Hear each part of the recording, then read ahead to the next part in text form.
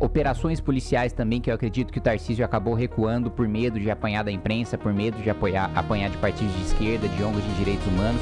Receio que eu não tenho nenhum, apanho há 7 anos e continuaria apanhando com prazer, ocupando o Palácio dos Bandeirantes. Então, é o seguinte, você vai ser candidato ou não? Porque o senhor, né, vou te chamar de senhor mesmo você sendo muito jovem, senhor ou você? Você, fica tranquilo. Então, vamos lá. Você foi convidado como pré-candidato ao governo do estado, mas também está ali, vou à pré-reeleição. E aí? Qual que é a sua decisão? A gente quer saber em primeira mão aqui no Paulista TMC. Não, hoje eu sou pré-candidato ao governo do estado e a minha decisão sobre confirmar a pré-candidatura e transformar em candidatura vai ser no dia 20 de junho, que inclusive tem um evento marcado ali no Bunkiô, na Liberdade, às 15 horas, que vai ser o meu anúncio definitivo. Então a gente pode já te considerar pré-candidato ao governo do estado. Sim. E por que essa decisão e não a decisão à reeleição como deputado? Isso. Bom, primeiro só para reforçar para você, a decisão final vai ser no dia 20 de junho, mas enquanto não tem a decisão eu mantenho a minha pré-candidatura.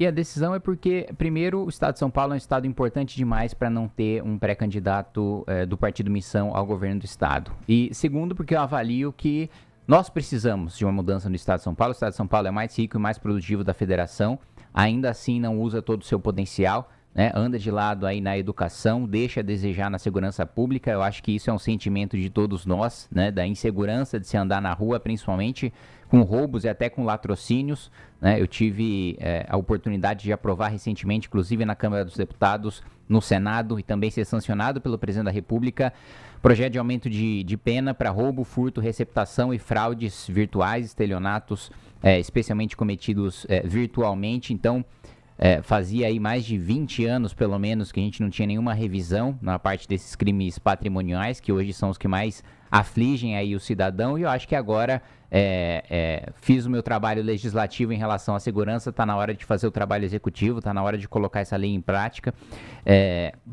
Acho que o Estado tem deficiências estruturais, educação é um dos exemplos, o nosso IDEB aí anda de lado já há algum tempo.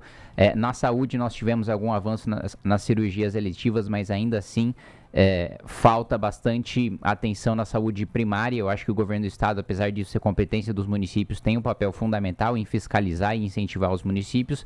Então, pelo diagnóstico do estado e pela importância do estado, inclusive por ser importante também para a pré-candidatura à presidência da República do Renan Santos, que hoje eu mantenho minha pré-candidatura ao governo do estado. Mas como você startou, então, aí falando de segurança pública, quais são suas propostas para a segurança pública, que é o maior problema do estado hoje? Eu acho que, primeiro, o governador Tarcísio não cumpriu a promessa de valorizar as forças de segurança pública, tanto do ponto de vista salarial, né? A Polícia de São Paulo é uma das que tem os piores salários da federação, e é justamente o estado de São Paulo que paga o salário da maior parte das polícias militares dos outros estados, com os repasses que a gente faz da União, trabalho que é feito em São Paulo, mas imposto que vai para Brasília.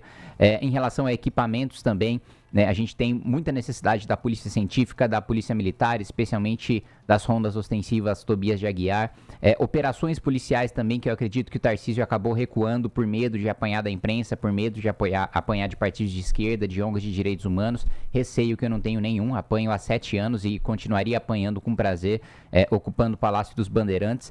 Integração também com inteligência artificial e tecnologia. A gente tem hoje o Muralha Paulista, mas ele serve apenas para identificar veículos furtados, roubados, com placas frias. A gente precisa estender hoje o sistema do Smart Sampa da cidade de São Paulo para todo o estado. A gente precisa cercar o estado com câmeras com inteligência artificial para que nenhum criminoso consiga entrar no estado de São Paulo e, se tentar sair, vai ser preso. A gente sabe que as cidades que adotaram essas câmeras hoje estão, e eu tive em São Caetano recentemente, lá tem o Smart Sanca, e as cidades elas têm conseguido melhorar os seus indicadores de segurança pública, só que esses criminosos vão para outras cidades, e eu quero que eles vão para outro estado, né, como governador de São Paulo, fazendo esse cercamento eletrônico, a valorização das nossas polícias, que, como eu disse, receberam uma promessa de que teriam uma valorização para cima dos governos tucanos, que nunca valorizaram de maneira justa as nossas forças de segurança, e investir bastante em tecnologia e inteligência artificial, na regulamentação da lei orgânica das polícias também, que teve uma modernização em lei federal das carreiras policiais, e infelizmente o governo do estado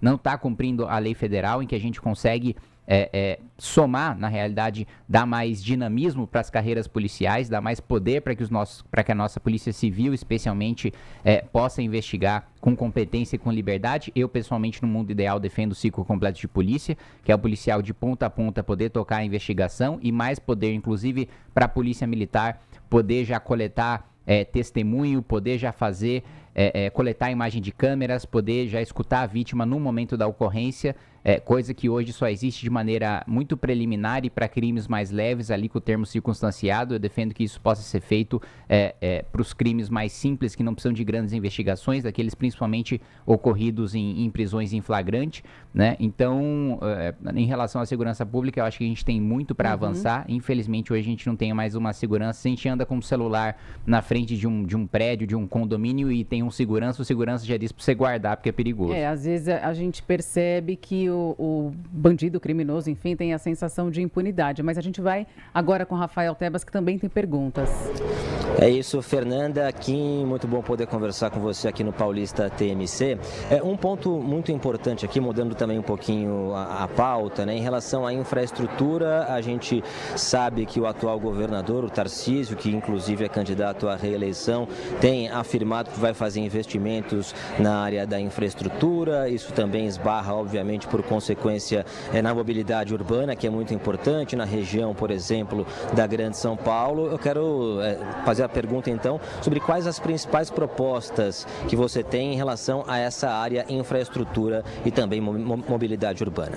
Então, acho que primeiro a gente precisa abrir espaço fiscal, porque quanto mais despesas obrigatórias a gente tem, menos verbas discricionárias a gente tem para fazer investimentos. Só para as pessoas entenderem, as despesas obrigatórias são o custeio do dia a dia, né? Pagamentos de pessoal, principalmente, previdência, coisa que não dá retorno no longo prazo. Investimento principalmente infraestrutura, aquilo que dá retorno no longo prazo, aumenta a produtividade, faz o PIB crescer, gera aumento de emprego. Então, quanto mais despesas obrigatórias a gente tiver, menos a gente tem investimento, menos a gente tem aumento de produtividade, menos a gente tem geração de emprego e de renda. Infelizmente, a dívida consolidada de São Paulo em relação à receita corrente líquida aumentou durante o governo Tarcísio, e o governo Tarcísio herdou, né? Tenho críticas à gestão de João Dória e de Rodrigo Garcia, mas se teve um mérito foi deixar aí mais de 20 bilhões em caixa para que o governador Tarcísio fizesse os investimentos que bem entendesse.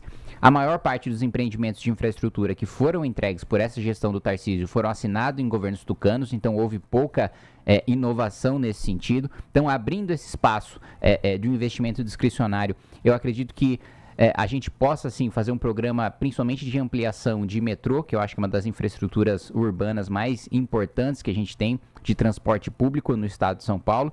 E um outro ponto, em relação ao transporte público, eu acho que um dos enfrentamentos mais importantes, antes da gente começar qualquer discussão, é tirar o PCC do setor de transportes. A gente sabe que tem uma força muito grande, uma atuação muito grande em empresas muito grandes que fazem parte de oligopólios muito poderosos e que estão nas mãos do primeiro comando da capital. Inclusive, eu vejo muito lobby em Brasília em relação à tarifa zero, e eu sei que isso, infelizmente, se for aprovado no atual cenário de oligopólio dominado em parte pelo crime organizado, é só tirar dinheiro do pagador de impostos para passar para o bolso do PCC. Então, eu acho importante a gente coordenar com o Ministério Público, né, principalmente com a Polícia Civil do Estado de São Paulo, para a gente desarticular o crime organizado em relação ao setor de ônibus, principalmente, e a gente flexibilizar também o transporte também para os ônibus via aplicativo, né? A gente tem na Europa hoje um grande movimento para você quebrar o modelo que a gente tem de transporte hoje em relação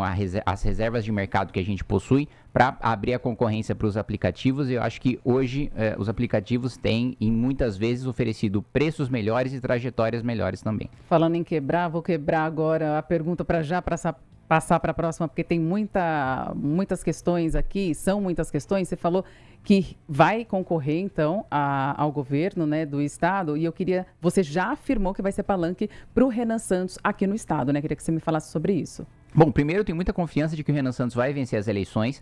Todas as pesquisas agora, primeiro a Atlas, que é a mais precisa de todas, colocou ele com 7%. Eu acredito que ele vai crescer no próximo levantamento. Agora as outras pesquisas estão se corrigindo para colocar o Renan em terceiro lugar, né? Praticamente todas hoje, né, já estão colocando o Renan em terceiro. E primeiro, só o fato dele ter um nível de desconhecimento muito maior do que o governador Zema e do que o governador Caiado, já mostra que o nível de converte, né, de conhece e vota dele é muito alto. Então o desafio do Renan é o mais fácil de todos, que é o vencer o desconhecimento.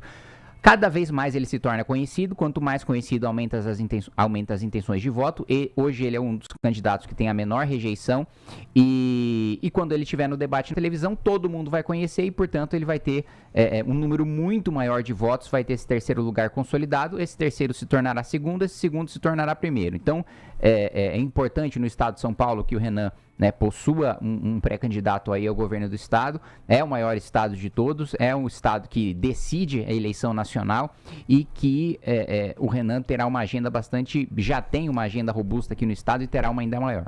E o Tebas tem pergunta também, Tebas. Que no caso da eleição aqui em São Paulo, a gente observa as principais pesquisas colocando o Tarcísio e Haddad bem na frente na comparação com os outros candidatos, né? Inclusive o seu nome bem atrás de Haddad e também de Tarcísio de Freitas. Como fazer para alcançar essas candidaturas em tão pouco tempo?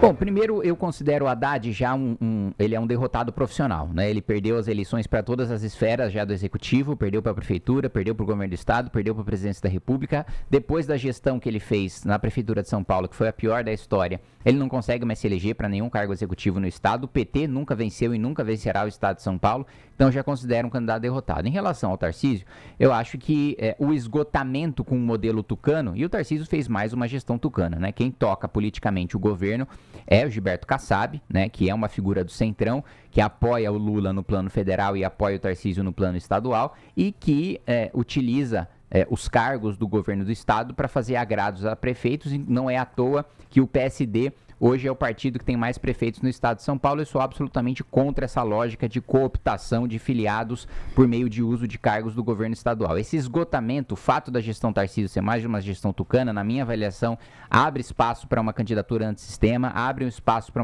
uma candidatura que permita a substituição desse polo da direita que eu pretendo ocupar e, na minha avaliação também, outro aspecto que a gente ainda não falou, sobre corte de privilégios, né? O governador Tarcísio, todas as vezes que o Judiciário, o Ministério Público, a Defensoria mandou projetos para aumentar supersalários para a Assembleia Legislativa, ele orientou a base do governo a votar favorável, coisa que serei absolutamente contrário. Quem já recebe R$46 mil do dinheiro do pagador de impostos paulista não merece receber mais nenhum centavo. Mas tem uma pergunta aqui que não tem como eu não fazer. Num segundo turno, entre Tarcísio e Haddad, quem que se apoiaria? Eu estou disputando a eleição para vencer. Eu não vou trabalhar com nenhum... Mas vamos falar de possibilidade também. Não vou falar de possibilidade, porque a única possibilidade que eu trabalho é eu estar no segundo turno, né? Não faz sentido um pré-candidato a qualquer cargo trabalhar num cenário em que ele não esteja no segundo turno, porque aí ele já está admitindo a própria derrota, e isso eu não vou fazer. Tá, é que a gente sempre fala aqui de possibilidades, mas ok. Tebas, tem pergunta? Tenho sim.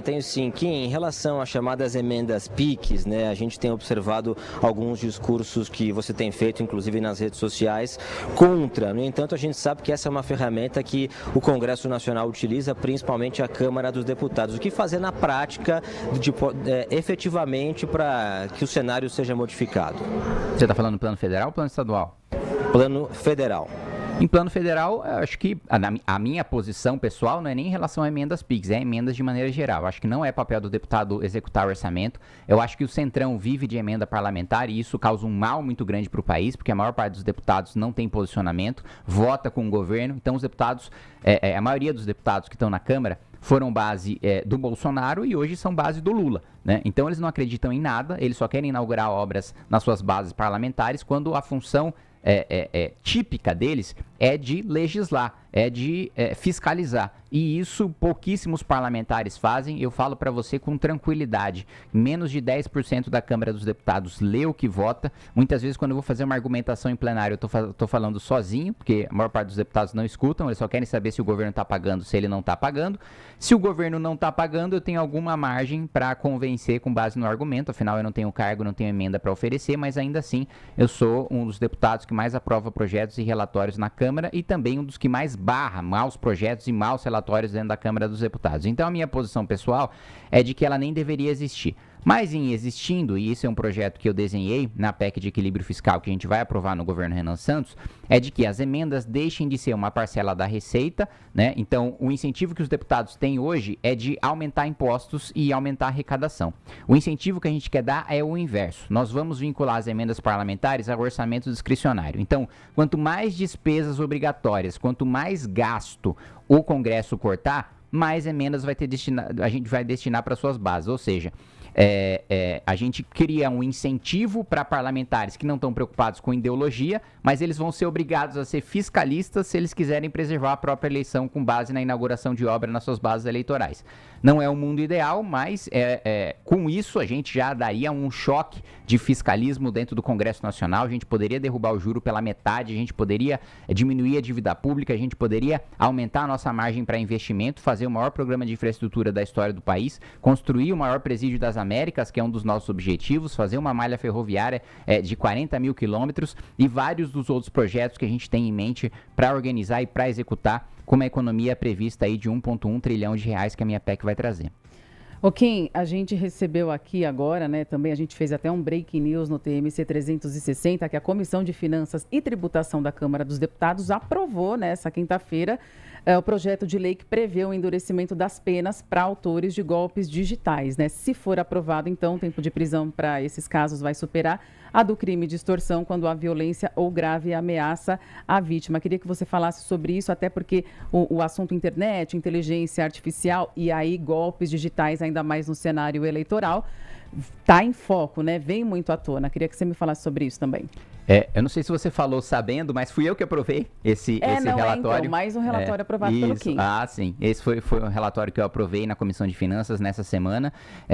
Infelizmente, cada vez mais golpes têm acontecido na internet e afetando principalmente idosos. Aliás, dentro daquele projeto que eu aprovei, de aumento de pena para furto, roubo, receptação, estelionato, no estelionato a gente transformou em ação penal pública incondicionada, ou seja, antes você obrigava um idoso que sofria um golpe a fazer uma representação, a ir até o judiciário, a ir até o Ministério Público para punir o criminoso que cometeu aquele estelionato. Só que muitas vezes o idoso ele fica constrangido de ter sofrido um golpe, ele acha que a culpa é dele, não do criminoso, ele se sente envergonhado e não vai à justiça. Agora a gente permitiu que o Ministério Público, sem a necessidade de provocação de ninguém, possa perseguir esse criminoso e agora com mais esse meu relatório aprovado na Comissão de Finanças, a gente aumenta a pena para os crimes cometidos no ambiente virtual. A gente sabe que cada vez mais crimes envolvendo, né, você conseguir a senha de cartão de crédito, você conseguir o acesso ao Pix daquela pessoa, você conseguir acesso à carteira de investimentos daquela pessoa, isso ocorre com cada vez mais frequência e por isso a gente precisa endurecer, né, não só do ponto de vista de pena, mas também do ponto de vista da persecução penal em relação a esses criminosos. Falando então aí de golpes digitais e já entrando aí em emendas PIX, no discurso geral você é contra o uso, né, de emendas PIX, mas também afirma que o vício instrumental do sistema acaba virando legítimo. Então, você é contra ou a favor das emendas PIX? Não, como eu disse para você, eu sou contra emendas de maneira geral, né? Só que hoje você tem as emendas impositivas individuais, que é aquela proporção da receita que todo parlamentar, independentemente de votar ou não com o governo, precisa fazer a indicação. Eu cumpro o meu dever, faço a indicação, não utilizo as emendas para me eleger, não dependo de 1 centavo de emenda para me eleger, meu eleitorado vota em mim por causa das minhas propostas, das minhas ideias, da minha produtividade legislativa, da minha postura correta, coerente, honesta e de fiscalização e de controle, e nunca recebi nenhum centavo de orçamento secreto, mas infelizmente nós temos aí hoje esse instrumento das emendas impositivas que eu tenho o dever de fazer o encaminhamento.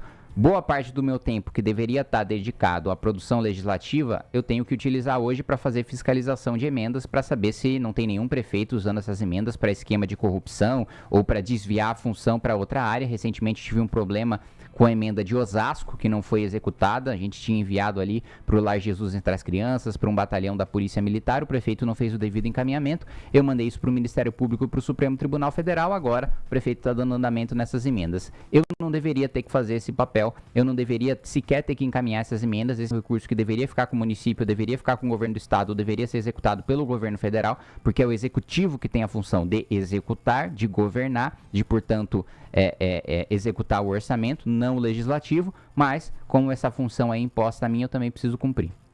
Bom, falando agora então de STF, você costuma afirmar que o STF avança, né, sobre prerrogativas do Congresso e critica o chamado ativismo judicial, mas em diferentes momentos recorreu ao próprio Supremo para destravar emendas e para pressionar a Câmara em questões políticas. Você considera que o STF só extrapola quando toma decisões das quais você discorda ou há um critério objetivo para definir aí quando a intervenção da Corte é legítima? Tem um critério muito objetivo que é a Constituição. Eu só provoco o Supremo Tribunal Federal para cumprir a Constituição. Eu não provoco o Supremo quando eu sou derrotado, aliás, todas as semanas eu sou derrotado na Câmara dos Deputados em políticas públicas que são aprovadas pelo governo Lula e eu nunca recorri ao Supremo para tentar inverter o mérito, para tentar vencer no tapetão. Todas as semanas eu poderia recorrer ao Supremo se fosse o caso de toda vez que eu fosse derrotado, eu fizesse essa provocação. Não. Às vezes que eu provoquei o Supremo, por exemplo, eu acabei de citar a questão das emendas, é função do Judiciário punir, né, e exigir explicações quando existe um desvio de função por parte de execução de emendas parlamentares. Da mesma maneira, como algumas vezes eu já ingressei com mandado de segurança, já impetrei mandado de segurança parlamentar para exigir que o devido processo legislativo fosse cumprido. O devido processo legislativo é um direito constitucional, é um direito de minoria que deve ser assegurado independentemente da vontade do presidente da Câmara ou dos líderes partidários. E, portanto, aquilo que está previsto na Constituição e na lei, o Judiciário deve fazer cumprir. Aquilo que não está previsto, o Judiciário não deve se meter. Eu nunca ativei e nunca vou ativar o Judiciário para tentar fazer alguma coisa que não está prevista em legislação. Ok, para a gente terminar, teríamos muito mais perguntas, mas qual que é a sua avaliação sobre a PEC do fim da escala 6x1, tanto em relação às chances de aprovação quanto à representação apresentada ao TCU contra a campanha do governo federal sobre o tema? Bom, eu já explicitei muito o meu posicionamento em relação à PEC em si. Acho que é demagogia, é populismo, não vai fazer com que a escala 6x1 acabe. Todos nós somos contra a escala 6x1. Agora, uma PEC que vai enganar o trabalhador, isso eu votei contrário. Fui um dos únicos que teve a coragem de ser nos bastidores e no voto publicamente ser contra essa PEC populista. Infelizmente, a maior parte dos deputados, né, todos da base do governo e alguns que se dizem de direita, né, boa parte deles bolsonaristas, acabaram votando por populismo a PEC da escala 6x1. Eu representei o governo Lula no Tribunal de Contas da União porque o Tribunal de Contas proíbe que o governo utilize dinheiro de propaganda institucional para pressionar pela aprovação de um projeto. O governo não pode usar dinheiro público para pressionar a aprovação de um projeto fazendo propaganda dele para a sociedade. O governo só pode divulgar políticas públicas que já estão em vigor, mas não pode pressionar pela sua aprovação. Isso é um uso ilegal do dinheiro público. O dinheiro de propaganda institucional do governo deveria ser para mostrar para as pessoas, olha, tem uma nova campanha de vacinação, tem um novo medicamento disponível, tem um novo programa, por exemplo, de você retirar, um projeto meu que foi implementado pelo governo Lula, de você poder retirar sua CNH sem autoescola. O dinheiro de propaganda institucional foi feito para isso, e não para você ilegalmente pressionar o parlamento a votar qualquer pauta. Kim Kataguiri, pré-candidato ao governo do estado, muito obrigada pela sua entrevista, pela sua disponibilidade. Um ótimo dia e obrigada por estar aqui conosco hoje no Paulista TMC. Obrigado, bom dia, sempre à disposição.